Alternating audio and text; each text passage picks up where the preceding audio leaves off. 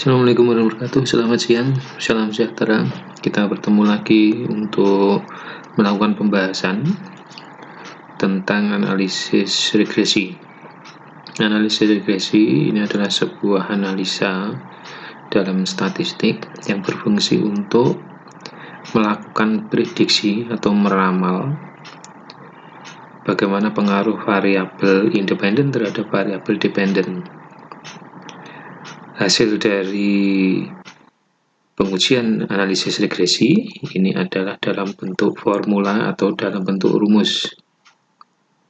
Ya, nah, kenapa analisis regresi ini juga dikatakan sebagai analisis multivariat? Ini memang bisa dikatakan benar, bisa juga dikatakan tidak benar. Ya, karena multivariat ini bisa dilihat dari keterlibatan variabel yang ada di dalamnya. Nah, analisis regresi masuk di dalam kelompok multivariat itu apabila variabel yang terlibat dalam analisis regresi ini lebih dari 2. Ya, nah, di dalam analisis regresi itu memang ada 2 bentuk. Ya, ada namanya analisis regresi sederhana. Analisis regresi sederhana itu apabila variabel independennya 1, ya, variabel independennya 1 dan variabel dependennya 1. Ya, seperti ini. Tingkat konsumsi, bagaimana pengaruh tingkat konsumsi terhadap obesitas, bagaimana pengaruh aktivitas fisik dengan kejadian obesitas dan lain sebagainya. Nah, analisis regresi dikatakan multivariat, ya, multivariat. Nah, nanti apabila salah satu contohnya kasusnya adalah demikian. Ya, ini variabel independennya lebih dari 1. Variabel dependennya 1. Nah, semacam ini. Ya. Jadi X1, X2, X3, X4 ini adalah variabel independennya. Ya, Y ini adalah variabel independennya. Nah, dikatakan multivariat itu apabila jumlah variabel yang terlibat di dalamnya lebih dari 2. Nah, seperti ini jumlah variabelnya ada 1, 2, 3, 4, 5. Jadi kalau lebih dari 2 dikatakan sudah multivariat. Ya. Nah, apabila kita memiliki konsep hubungan antar variabel semacam ini, ya, nanti apabila dianalisis dengan menggunakan regresi, maka akan ada 2 keluaran yang kita bisa dapatkan.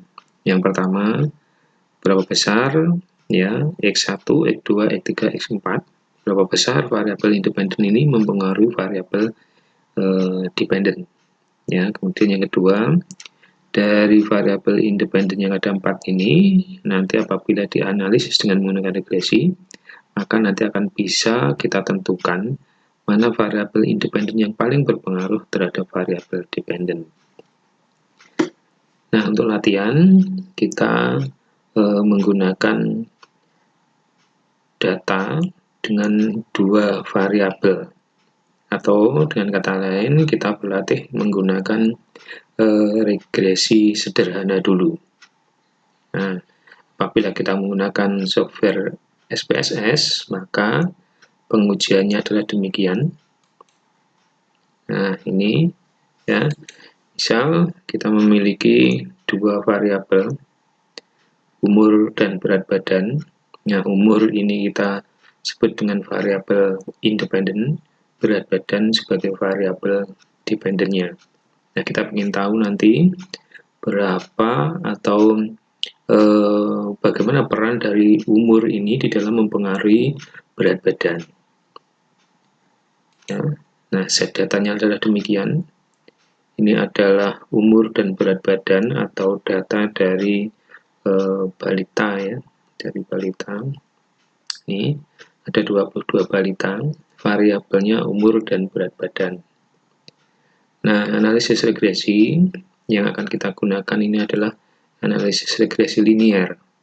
Nah, analisis regresi linear itu masuk di dalam statistik parametrik maka sebelum menggunakan regresi linear, kita harus melakukan cek terlebih dahulu atau melakukan identifikasi terlebih dahulu apakah data dari dua variabel ini atau yang utama itu adalah variabel dependennya, ya, ini normal atau tidak. Jadi yang diutamakan dicek normalitas datanya itu adalah variabel dependennya. Ya, kalau di sini variabel dependennya adalah berat badan, maka yang wajib kita tes apakah normal atau tidak itu adalah berat badannya. Nah, kita cek dulu ya normalitasnya dengan cara seperti ini. Analyze, descriptive, explore. Nah, ini kita masukkan ya variabel berat badan ya. Kita masukkan dua-duanya saja ya, dependen dan berat badan. Tapi ingat tadi yang wajib dicek adalah variabel dependennya, yaitu berat badannya. Ya, ini sudah masuk ke dependent list, kemudian di plot. Ya, kita lihat normalitasnya. Ya, pilih normalitas, klik continue, kemudian oke. Nah, kita lihat outputnya. Ya, ini outputnya. Nah, dari pengujian normalitas, karena datanya ada 22 ya, 22, maka yang kita lihat di dalam tes normalitas ini adalah di Shapiro-Wilk atau di kolom Shapiro-Wilk, bukan di kolom Kolmogorov. Karena kalau Kolmogorov ini kita baca apabila datanya dalam ukuran besar, ya, misalkan lebih dari 30. Nah, di sini terlihat dari uji Shapiro-Wilk itu bahwa signifikansinya itu lebih dari 0,05, baik umur maupun berat badan. Baik variabel independen maupun variabel dependennya, semuanya lebih dari 0,05. Artinya bahwa data yang akan kita analisa ini terdistribusi normal. Nah, jadi setelah kita menyimpulkan datanya terdistribusi normal, maka kita bisa menggunakan analisis regresi. Ya. Nah, berikutnya kita analisa untuk regresinya. Ya, klik analyze, kemudian pilih regresi, tarik ke kanan, pilih linear. Nah, oke. Ya, setelah muncul jendela semacam ini, masukkan variabel dependennya. Variabel dependennya adalah berat badan, kemudian variabel independennya adalah di umur. Nah, prinsip di sini sebenarnya sudah selesai.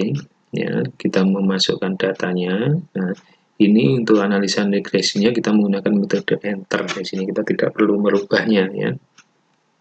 Nah, apabila kita sudah tidak lagi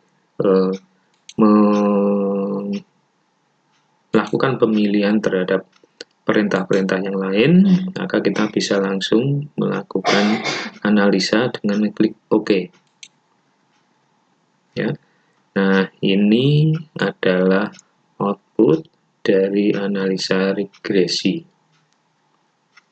Ya, pada tabel yang paling bawah atau yang terakhir, di sini kita lihat metode yang kita pakai adalah metode enter. Kemudian yang harus kita lihat pertama itu adalah hasil analisa atau hasil ANOVA-nya terlebih dahulu. Nah, dari hasil ANOVA kita tetapkan signifikansinya itu adalah 0,004. Ya, artinya alfa yang kita pakai yang 0,05 ya, ini signifikansinya lebih kecil daripada alfa yang kita pakai. Nah, kalau ini signifikan ya, artinya bahwa model atau rumus yang kita dapatkan dari analisis regresi itu nanti bisa dimanfaatkan atau modelnya adalah fit. Ya, nah setelah ini signifikan, maka berikutnya yang harus kita lihat adalah nilai dari beta. Nilai dari beta, ya, ini yang bawah ini beta, ya. Nah, ini sudah kita dapatkan di sini, ya. Konstantanya adalah 7,678. Kemudian koefisiennya adalah 1,45.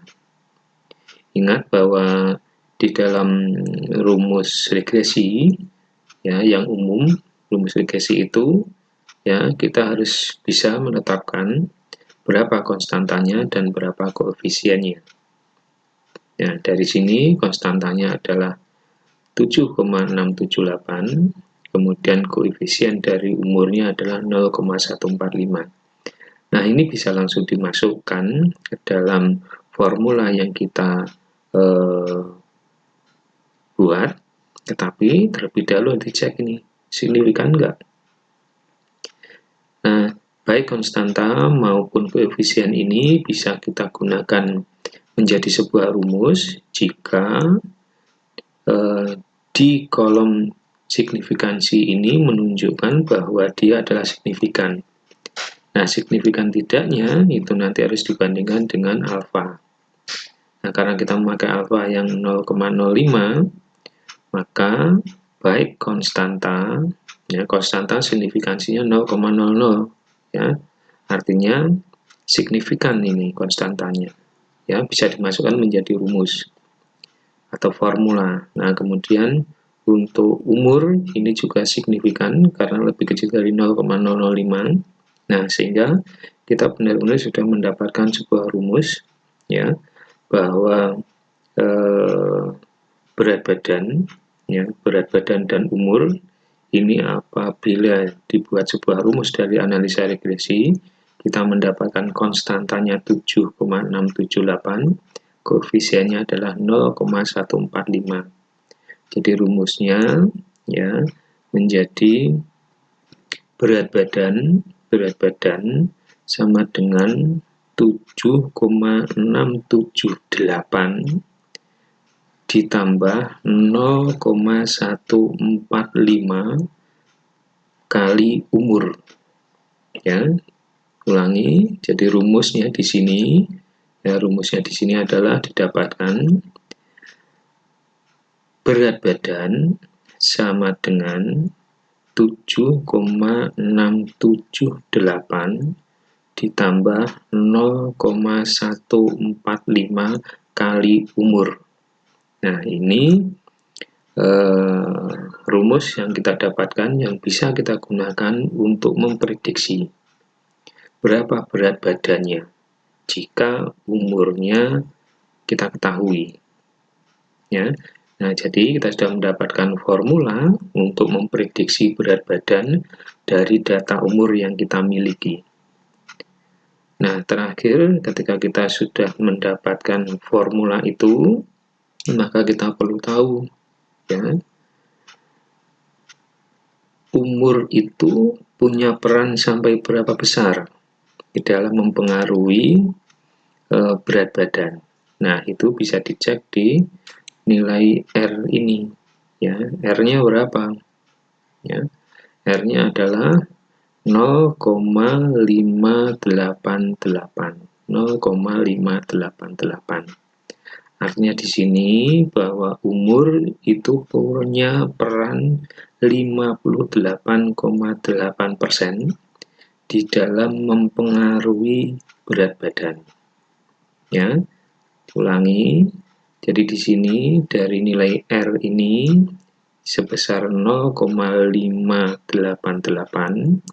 Ini artinya bahwa umur itu punya peran sebesar 58,8% di dalam mempengaruhi berat badan. Ya, jadi perannya umur itu sebesar 58,8, ya, untuk mempengaruhi berat badan. Nah, sisanya, ya, yaitu 42,2% itu adalah variabel lain. Nah, kebetulan variabel lain di sini adalah variabel yang tidak kita lakukan analisa. ya. Artinya